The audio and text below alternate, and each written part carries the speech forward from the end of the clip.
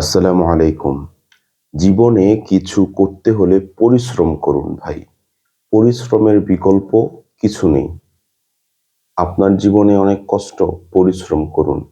ইসলামের জন্য ভালো কিছু করতে চান, জান্নাতে যেতে চান, পরিশ্রম করুন। জীবনে একটা ভালো পর্যায়ে যেতে চান, পরিশ্রম করুন। সমাজে সুখ্যাতি চান, পরিশ্রম করুন। আল্লাহওয়ালা হতে চান, পরিশ্রম করুন। দেখুন আমাদের প্রিয় হাবিব মুহাম্মদ সাল্লাল্লাহু আলাইহি ওয়াসাল্লাম যত তামাম কুল কায়নাতের সর্বশ্রেষ্ঠ মানুষ, যাকে সৃষ্টি না করলে বলা হয় যে আল্লাহ রাব্বুল আলামিন হয়তো এই দুনিয়ায় সৃষ্টি করতেন না, বা যার সমকক্ষ কেউ নেই। আল্লাহ রাব্বুল আলামিন পবিত্র কোরআনে বলেছেন, লাকাদ কানা লাকুম ফি রাসূলিল্লাহি উসওয়াতুন হাসানাহ।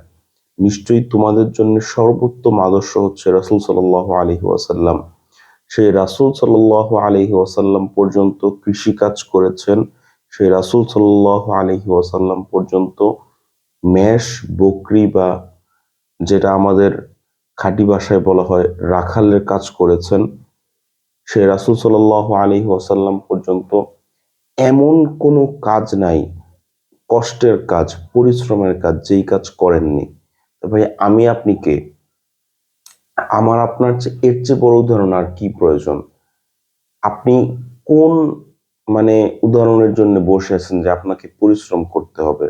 স্বয়ং রাসূল যদি পরিশ্রম করতে পারে, রাসূল সাল্লাল্লাহু আলাইহি ওয়াসাল্লাম, আমি আপনি কেন পরিশ্রম করতে পারবো না ভাই? আমার আপনার আদর্শ তো রাসূল সাল্লাল্লাহু আলাইহি ওয়াসাল্লাম হওয়া উচিত।